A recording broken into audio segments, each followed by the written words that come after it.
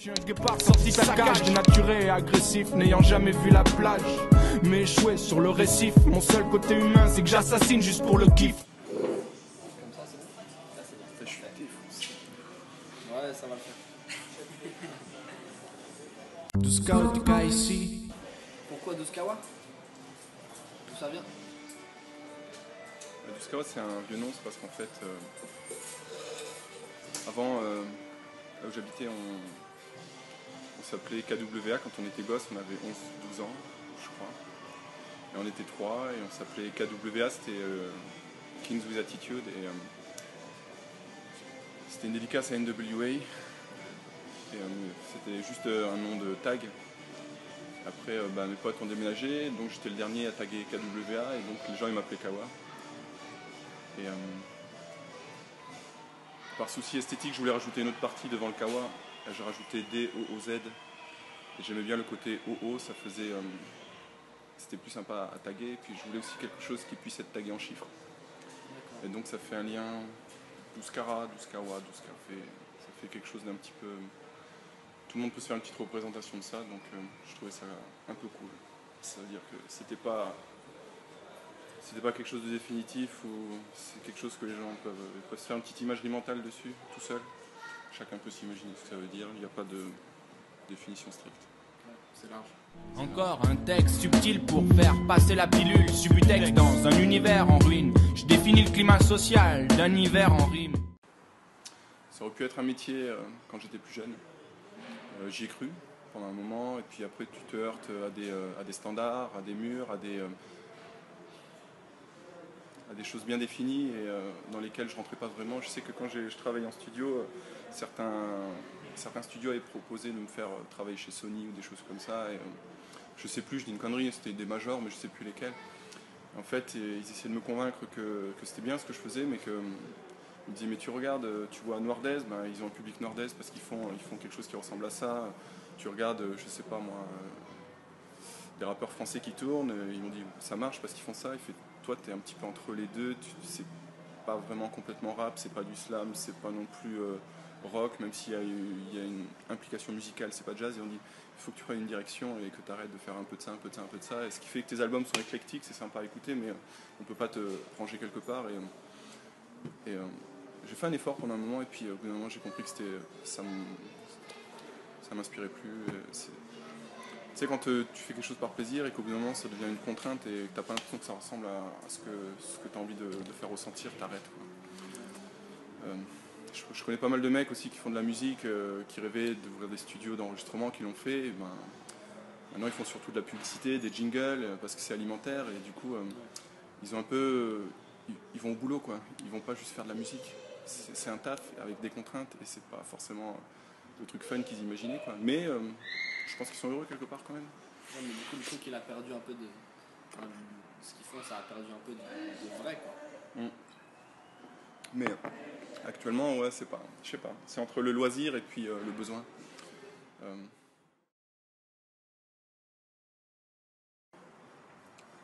Quand tu es shooté à la dopamine, que tu vois l'adrénaline dans ton sport, parce que tu fais des sauts en parachute ou je sais pas quoi, au bout d'un moment ça devient un besoin. Et puis la musique c'est pareil.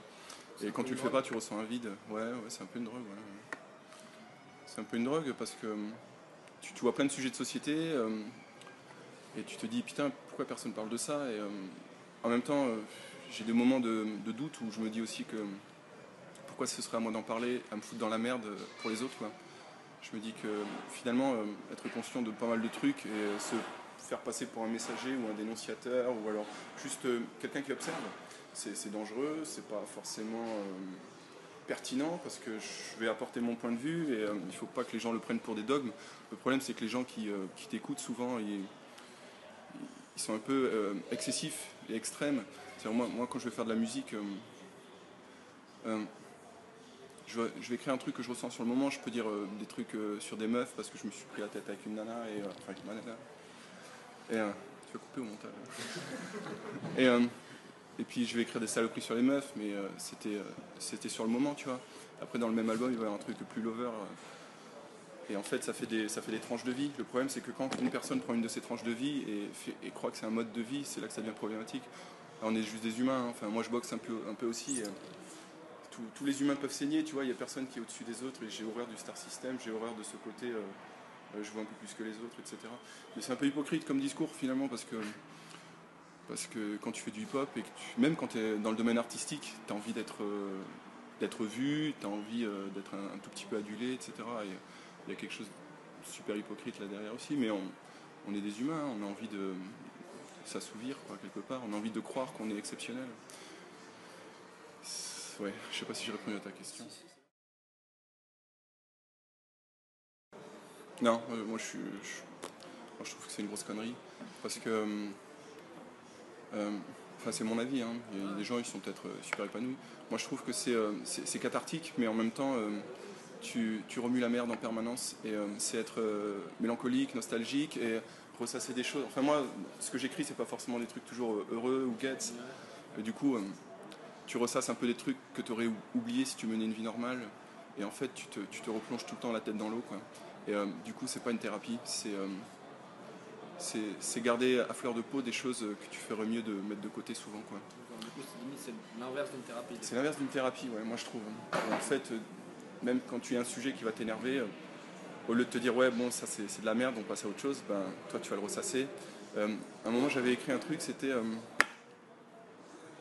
le problème, je sais plus, je crois que c'est de Frédéric Dard qui disait le problème c'est que au lieu de chasser la tristesse, nous on lui trouve un titre. Et c'est un peu ça, quoi. Quoi de neuf, ma belle indienne? Dans ma cage, c'est le bonheur comme au jardin d'Éden. La réponse de la commission qui doit réviser mon rôle. Dans un projet de réinsertion, je suis libéré sur parole. Mon discours a donné raison et c'est pour ça qu'on me délivre. T'as vu, je suis pas perdu de temps en prison, j'ai lu des livres. Et j'ai plus peur de l'obscurité comme John Café. Tu vas être drôlement fier de Wham, je laisse plus la lumière allumée. T'es jamais venu me voir, mais t'inquiète, ça c'est du passé. Je suis passé au Xanax à cause d'une tachycardie qui rapprochait mon lit du cercueil. Mais je décroche demain. Je repensais à mon pote du chantier qui s'enfonçait les micro-pointes dans l'œil. Moi je finirai pas comme ça, nique sa mère ceux qui m'en veulent. Ils connaissent pas ma vie et par là où je suis passé. Ils auraient perdu la vie là où moi j'ai perdu l'esprit. À la dérive, lundi je taille d'ici, Bellec, mardi j'arrive. En attendant, ils me placent dans ce qu'ils appellent une clinique post-curative. Et vous arrêtez d'appeler ici. Hein, non, c'est un magasin. Elle est pas là, machin, truc. Ouais, c'est autobiographique, ouais. En partie. En partie, c'est pareil, quand tu es étudiant ou tu es à l'école, tu travailles pas trop bien au lycée, alors tu vas un petit peu à l'usine, un peu sur les chantiers. Après tu dis est-ce que c'est ça ma vie, est-ce que je reprends les études, enfin on connaît tout ça, hein. Et puis je l'ai écrit un soir où je revenais d'un mec, d'un rappeur de Strasbourg, j'étais complètement défoncé, et il habitait méga loin, quoi. Et j'étais en train de marcher, j'avais mon sac à dos, j'étais défoncé, je trouvais plus la route, j'en avais ras le cul. À un moment, je me suis juste assis sur une marche et j'ai un peu commencé à écrire ce texte. Et ouais, en partie, c'est vrai, quoi. Et qu'est-ce que je veux dire par rapport à ça? Puis c'est aussi une dédicace contre Cruel de la jeunesse à Béruré Noir que j'étais en train d'écouter à ce moment-là. Et voilà, quoi. C'était un moment un peu merdique. C'était un moment un peu merdique. Mais c'est ça, ouais. C'est un morceau, ça fait partie des morceaux qui racontent des histoires, tu sais, c'est pas juste un freestyle où tu vas faire des démonstrations. C'est pas un morceau très bien écrit en fait. Les rimes sont pauvres, je l'ai enregistré à l'arrache, dans ma chambre, sur une phase B. Il n'y a pas de quoi être trop fier de ce morceau, mais. C'est trop fou. Ouais, je sais pas. Je pense que si c'est les gens qui me le disent, je serais ok, ouais, c'est profond. C'est que ça pour moi, ça a dû parler, quoi. C'est un de mes morceaux, quoi. Ouais, je crois que tu as raison, parce que ça sert à rien de faire tout domaine artistique, ça sert à rien de faire de l'art si finalement tu es le seul à reconnaître ce que tu fais et à trouver quelque chose de bien dedans, quoi. Parce qu'au bout d'un moment, sinon tu es juste un peintre fou dans ta chambre. Et il faut que ça parle aux gens. Si ça parle pas aux gens, quelque part, c'est que tu as raté ton coup. Après, c'est bien de toujours vouloir faire quelque chose de différent des autres, mais le challenge, en fait, quand j'écris un morceau, en fait, j'essaie de me dire mais quelle va être ma valeur ajoutée par rapport à ce qui existe déjà dans le monde du rap, et pourquoi moi j'ai la prétention de dire ce que je vais dire, ça a déjà été dit, mais je vais le dire de façon intéressante, moi. Et en fait, c'est là qu'il faut réfléchir à dire c'est quoi ma valeur ajoutée. Et t'as raison, quoi, pour que les gens trouvent que si les gens trouvent que c'est profond, quelque part t'as réussi ton coup, quoi.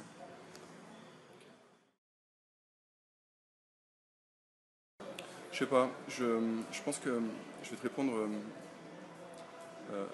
de manière un petit peu stricte, mais pour pouvoir que moi je définisse des vrais artistes, alors déjà il faudrait qu'il y ait des faux artistes, ça implique qu'il y a des vrais et des faux artistes. Et ensuite, c'est pas à moi de définir qui est un artiste ou pas, quoi. Ouais, mais l'art c'est subjectif, tu peux dire ton point de Bah, vue. l'art c'est subjectif, donc en fait la réponse à ta question c'est que non, il faut pas forcément passer par une phase de révolté ou de rap conscient pour être un artiste. Et puis d'ailleurs, je sais pas moi, tu prends un Gainsbourg, c'est quelqu'un qui n'était pas forcément engagé idéologiquement, alors que Brassens était plus engagé du côté anarchiste. Pourtant les deux sont respectables.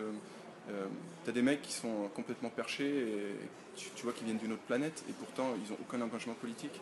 Alors je pense pas qu'il faille être engagé. Engagé, il faut pas mélanger artistique et politique, je pense. Après tu peux être un artiste qui t'implique en politique, mais c'est... Gainsbourg c'est un peu de la politique un peu quand même. Enfin je parle avec ton truc de la Marseillaise ou... Ouais, bon, pour moi c'était un provocateur. Ouais, provocation. La provocation ça fait réfléchir. Ouais, après ce qu'il a voulu faire réfléchir, je sais pas, c'est un autre débat je pense. Ouais, je sais pas, je connais pas trop Gainsbourg. Moi non plus je connais pas trop en fait, j'ai pris au débeauté quoi.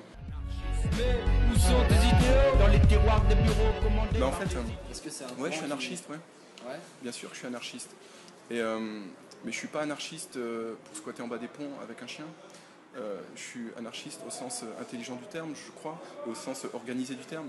Juste sur le plan des centres autogérés, de la décentralisation, de la vie locale.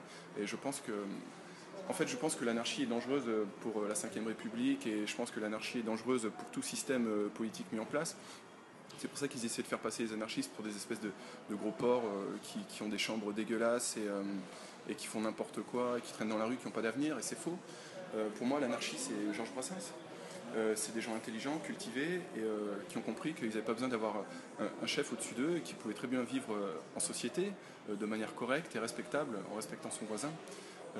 L'écologie, pour moi, c'est une forme d'anarchie, c'est refuser quelque part la consommation, faire attention à ce qu'on fait, de manière décentralisée. J'ai fait quelques concerts en Suisse, et en Suisse, j'ai joué dans des lända, des cantons autogérés. C'est-à-dire que c'est des cantons qui ont l'indépendance au milieu de la Suisse, quoi. Et en fait, dedans, tu as des squats officiels, avec des petits restos à l'étage, un petit dôme en bas pour les concerts, etc. Et c'est complètement officiel. La ville n'a pas à jeter un coup d'œil dans leur comptabilité. Ils gèrent ça bien, c'est clean, c'est propre, c'est classe. C'est ma vision de l'anarchie. C'est une anarchie philosophique. En fait, c'est de la liberté, juste. C'est de la liberté et de la responsabilité. Third Lab, c'est le... Yes, je te remercie. Third Lab, c'est le label que Nano a créé.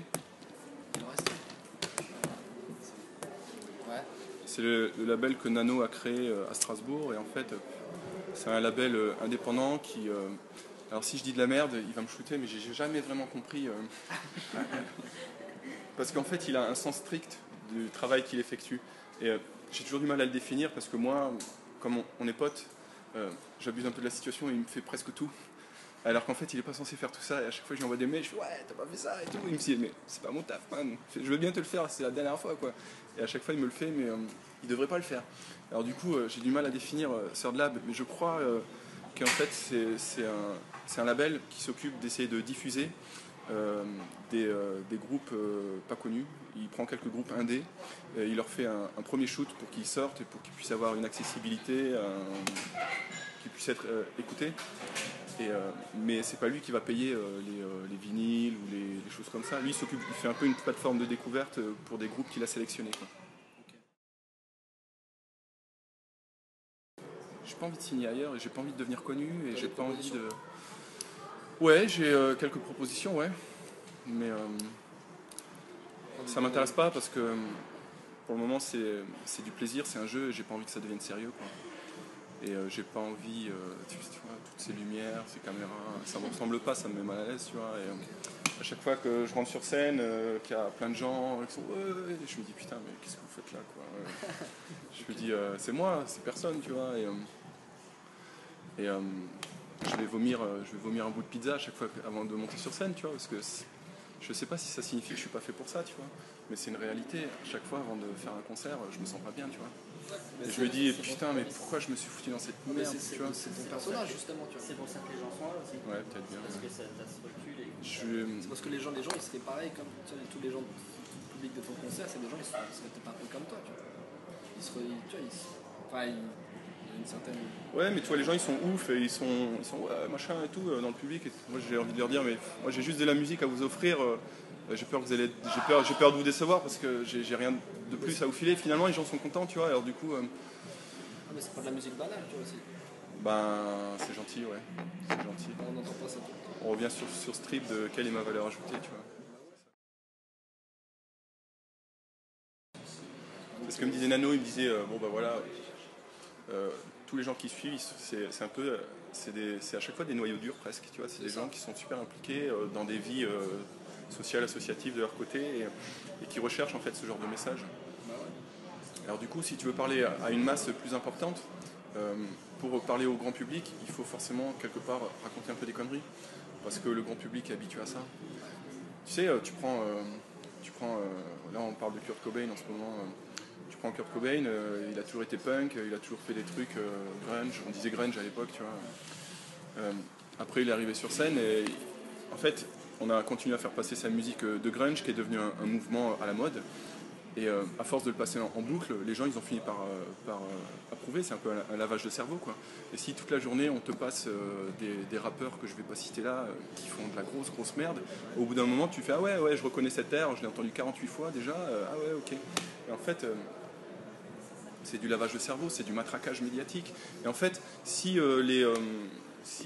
des personnes comme moi avaient accès à ce genre de médias sans changer de message, les gens aimeraient aussi parce que ça finirait par devenir du matraquage. En fait, il ne faut pas être bon pour passer en boucle à la radio, il faut juste avoir des bons contacts et que ton agent paye tant au mec de la radio, disent allez, t'as vu là, je t'ai payé ton petit voyage et tout, tu fais passer ces 3 artistes tant de fois, etc. Et ah ouais, ok, ça marche, et on te fait croire que c'est la nouvelle star, que c'est la super découverte. En fait, c'est juste du business, quoi.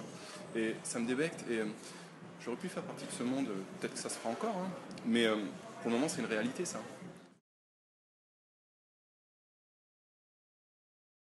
Ah, Lucio Bukowski, en plus, il est intelligent. Il est anarchiste. Ah ouais, je sais pas. Si, là, il le dit le nom. Ouais. Moi, je le trouve très fin, et il est pertinent, il a toujours cette petite phrase. Tu vas dire putain l'enculé, j'aurais voulu sortir cette phrase. Et il a une construction intelligente des morceaux, si tu veux, il va pas juste lâcher des rimes, tu sens qu'il y a une construction importante autour pour t'amener à quelque chose. Ouais, il y a une réflexion, il est vraiment bon, il est profond. Mais tous les mecs de l'animalerie sont bons. C'est un super crew, c'est un crew intelligent. Juste une petite remarque, en fait, un constat que je fais par rapport au rap actuellement, je trouve que le rap c'est communautarisé, je trouve.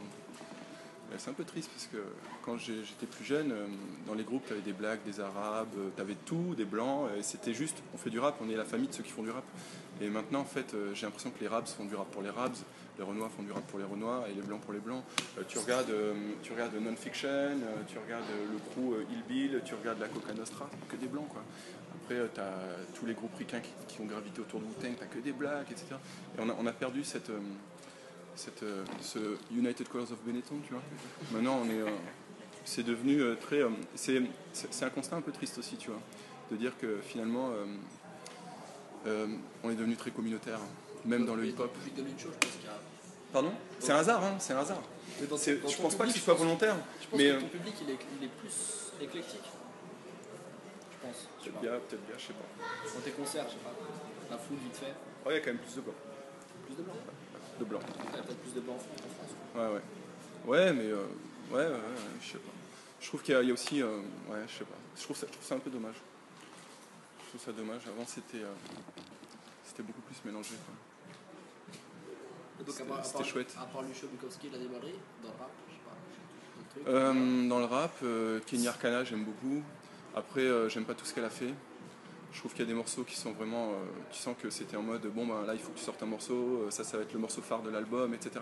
Tu sens qu'il y a une grosse bécane derrière qui tourne et qui doit tourner, quoi. Elle a dit dans une de ses interviews, elle a dit des fois, avec mon label, j'ai des pressions. Ouais. Mettre un petit coup de pression, il faut sortir un truc, quoi. Du coup, elle s'est obligée de sortir un truc. Du coup, ce qui sort de Kenny Arcana et qui passe en radio, etc., c'est pas toujours les meilleurs albums qu'elle a fait, c'est pas toujours les meilleurs morceaux qu'elle fait, mais j'ai beaucoup de respect pour elle, ouais. mais elle fait partie d'une autre sphère. Moi, je fais partie de la sphère des amateurs, quoi. Je fais partie de la sphère des gens, de Monsieur Tout le Monde qui s'est mis à faire du rap, quoi. Kenny Arcana, elle fait partie des intouchables, des gens qui font partie des majors, qui pèsent leur pesant, quoi. Qui pèsent leur pesant d'or, quoi. On fait pas partie du même monde et même si parfois on a des messages qui vont ensemble, c'est pas les mêmes enjeux. Moi, je peux faire un album de merde, ça prêtera pas à quoi que ce soit, tu vois. Je fais bon, le prochain, je ferai un effort. Elle joue une carrière à chaque fois, quoi. Donc, je peux me permettre de faire des choses plus barrées artistiquement. Elle a un peu moins le choix maintenant, quoi. Ouais, il y a plus de trucs en jeu chez elle. Ouais. Bon, mais les deux points de vue sont défendables. Bah ouais, mon père était militaire et ma mère, elle est tchécoslovaque. Maintenant, elle est plus que tchèque puisque c'est un pays qui n'existe plus. Donc moi j'ai grandi en Allemagne, je suis arrivé en France à 16 ans. Alors j'ai fait de Neuchâtel, Villingen, Rastatt, Baden-Baden et je suis passé par Berlin. Et après je suis arrivé en France, Strasbourg, à Guenot. Après j'ai habité à La Réunion pendant un petit moment. Et maintenant Toulouse. Bah, je sais pas si t'appelles ça voyager. Ouais, si, ça marche. Ouais. Voilà quoi. Mais tu sais maintenant la Terre elle est toute petite, hein. Tu sais quand tu grandis, quand t'es petit, tu crois que ta ville c'est le centre du monde et tu crois qu'il faut que tu la découvres et que tu auras tout vu, quoi. Et quand tu grandis, tu te rends compte qu'en fait tu prends l'avion, en 1 heure t'es à Strasbourg depuis Toulouse, en quelques heures, en 12 heures quand même t'es à La Réunion, mais tu dis quand même c'est tout petit et t'as moins...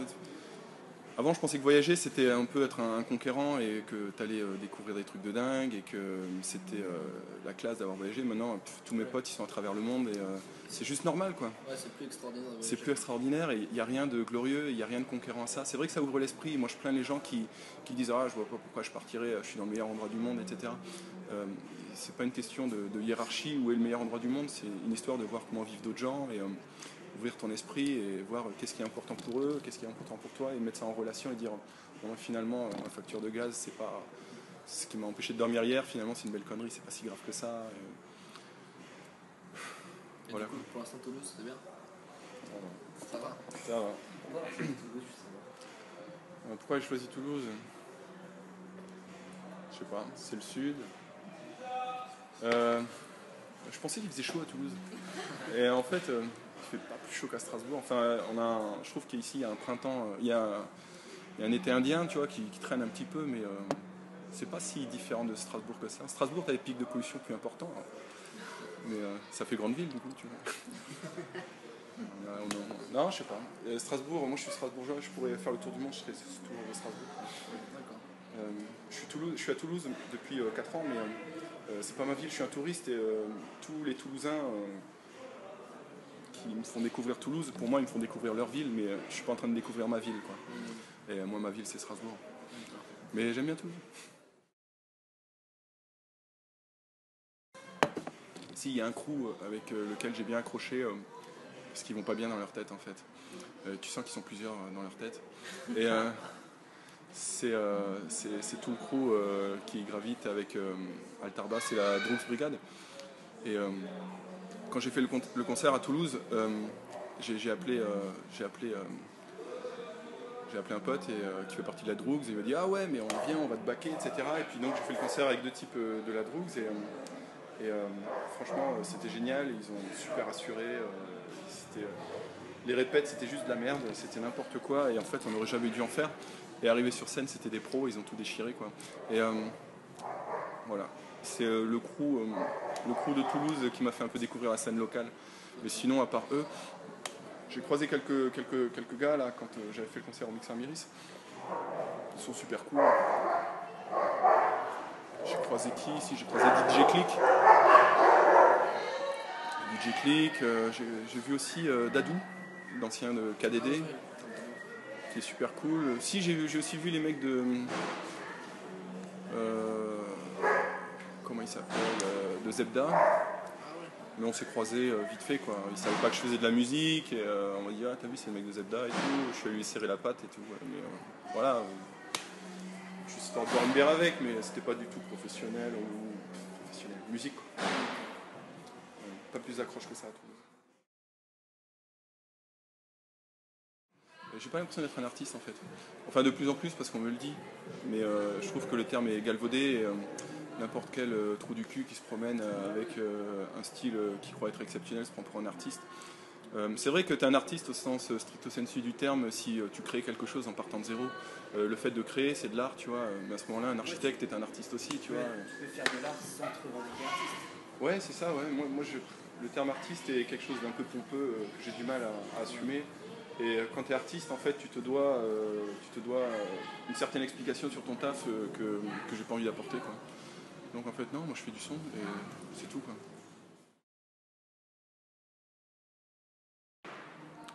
Ouais, mais c'est ce que je te disais au début de l'interview, c'est au bout d'un moment tu te dis, mais est-ce que ça vaut le coup que je me mette dans la merde pour tous ces cons, quoi.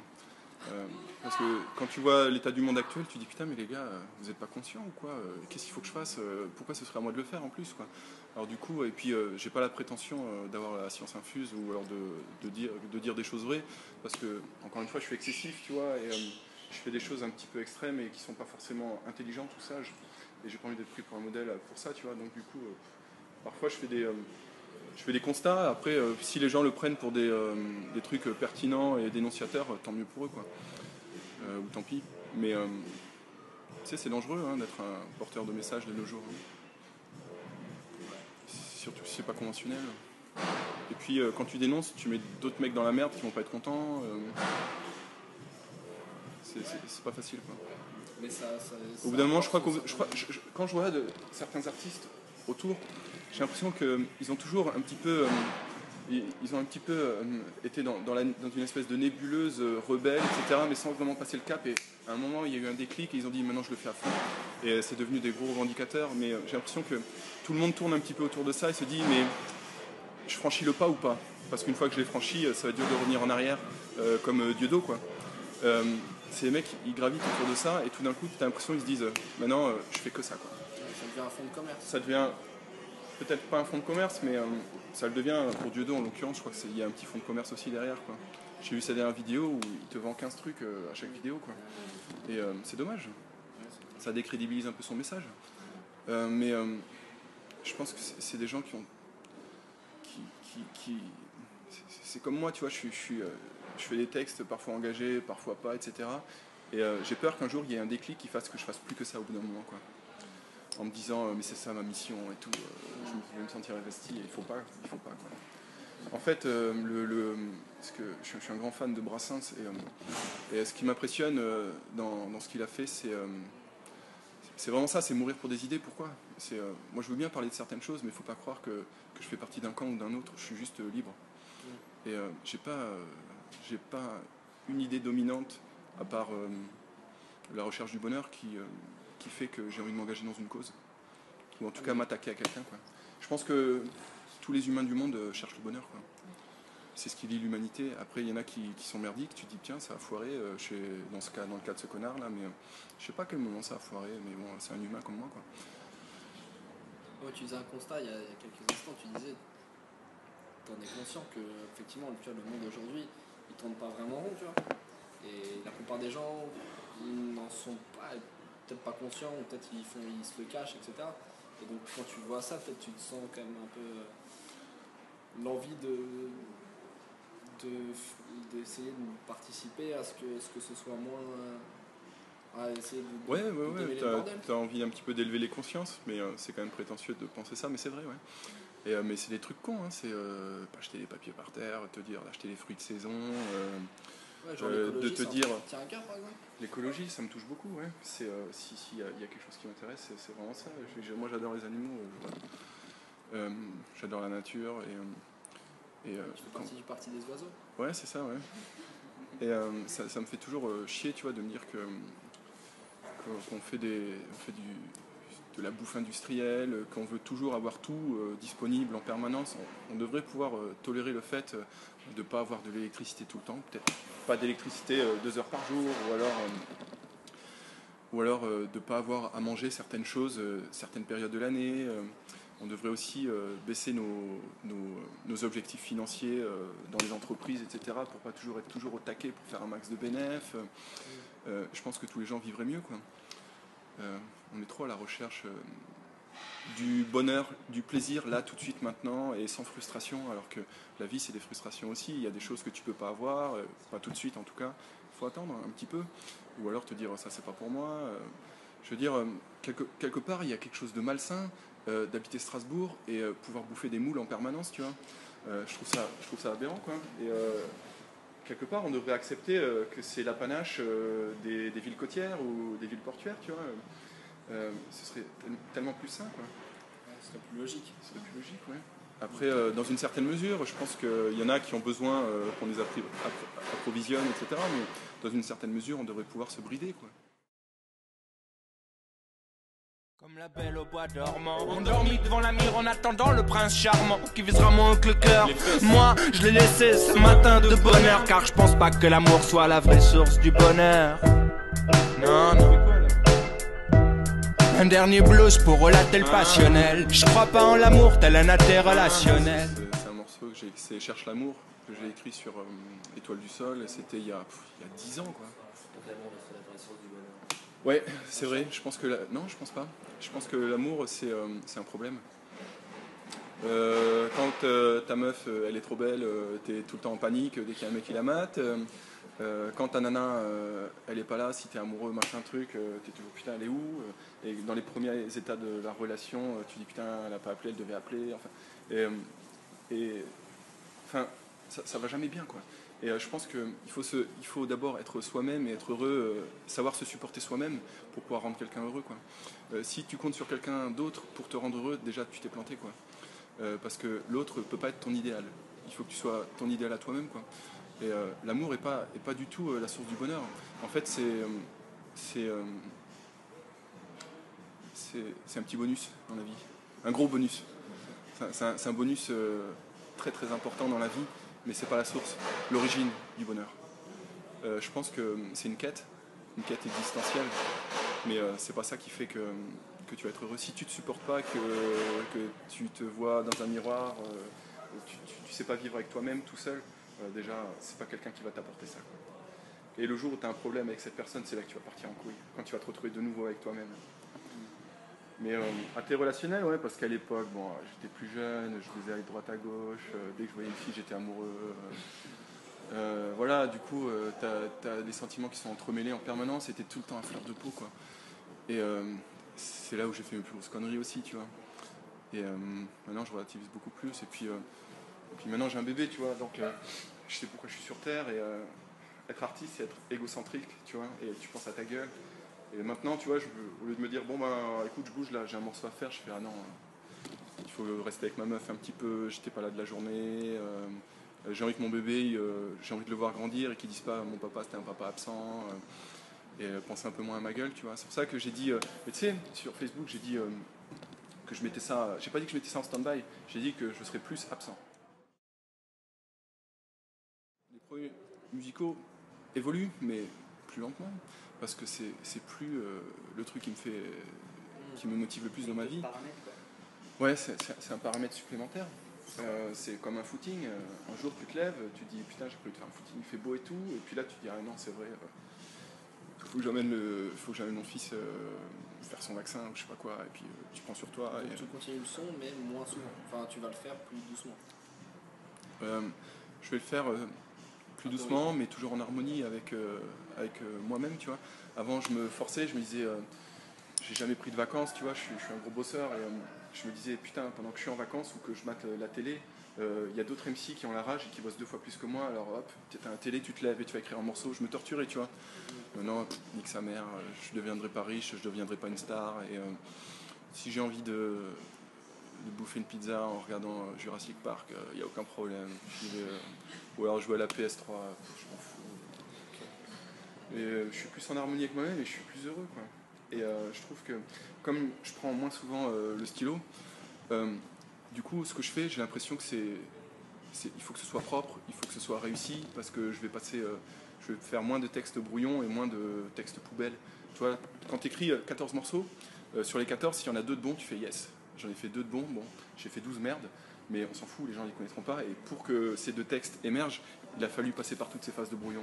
Parce que maintenant, il faut que j'arrive tout de suite au truc qui tue. Ouais. Ouais, je suis plus exigeant et c'est moins chronophage. Donc quelque part, c'est pas mal. C'est bien. Ouais, c'est pas mal. Ouais. On a plein de propositions, mais je dis, moi je suis pas super à l'aise en concert. Je suis pas super à l'aise avec les humains en général. J'aime pas les grands groupes, si tu veux. J'aime pas les mouvements de foule. J'aime pas. Je suis un peu asocial. Et quand tu es en concert, tu dois te frotter à plein de gens. Et après. Enfin, j'adore, tu vois. Une fois que c'est fait, je me sens comme un dieu, tu vois. Quand c'est fait, je suis comme une merde. En fait, tu passes de grosses merdes à Dieu pendant quelques minutes. Puis après, le lendemain, bah, tu te lèves, tu vas chercher tes croissants, t'es comme d'hab. Et tu te dis, bon, bah voilà, c'est fini la branlette. Et, ouais, j'ai prévu de faire des concerts. Mais tu croises toujours des extraterrestres quand tu fais des concerts.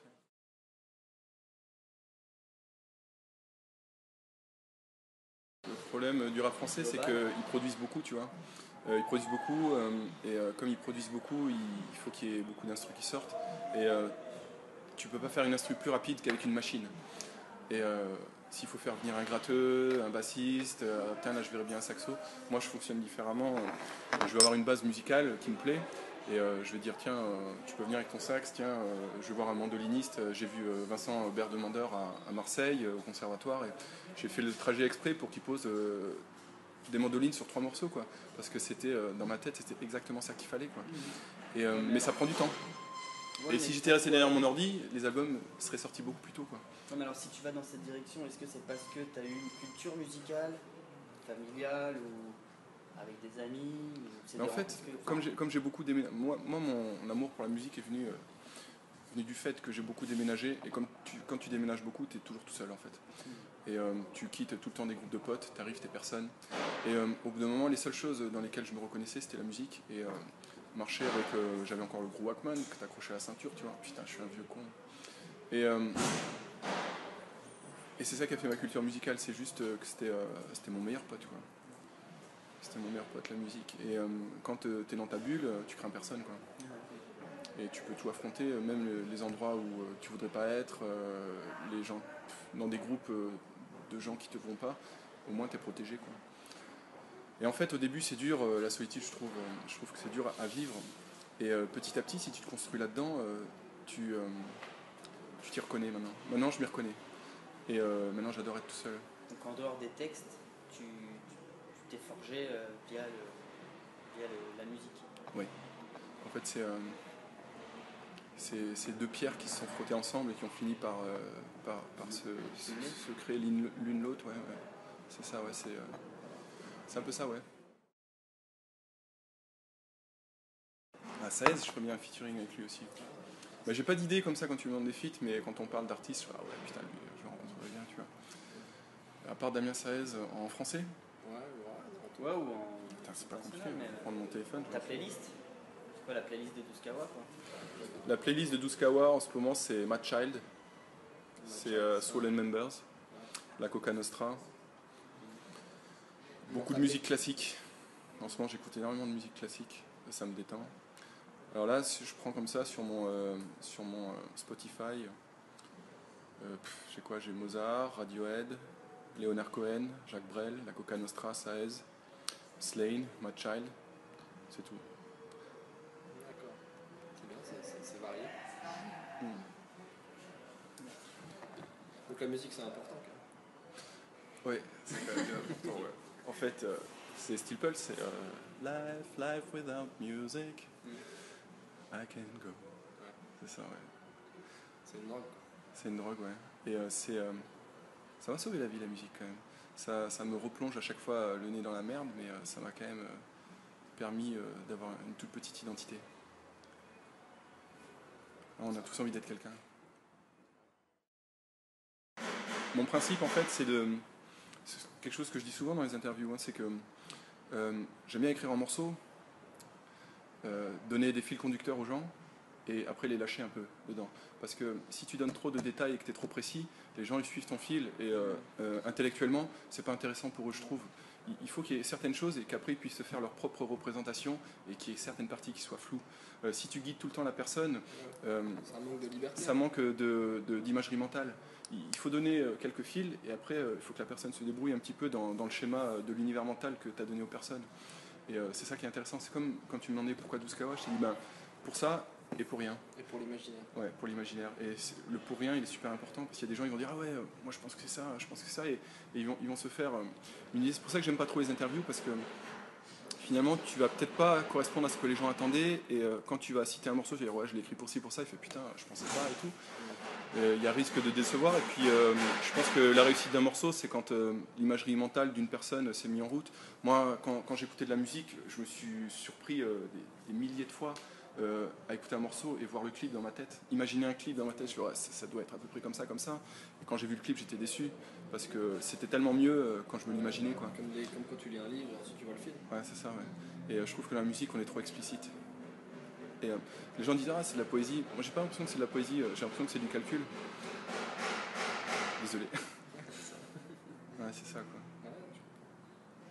Faut que les gens y réfléchissent à leur propre sort et il ne faut pas qu'ils croient qu'il y a des gens qui sont plus doués que d'autres, etc. Je pense que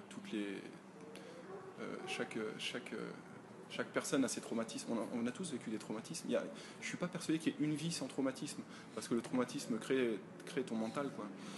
Et d'arriver de dire ouais, j'impose mon schéma aux gens, c'est super prétentieux et c'est super décevant intellectuellement. Je ne sais pas si c'est clair. C'est clair. Impeccable. C'est dans la boîte. Ok, merci Merci à toi. de m'avoir accueilli. Merci. Merci à toi, franchement. C'est une exclusivité de Skawa, c'est star international. C'est coupé. Ça va Ça va et vous? Il va falloir dérucher.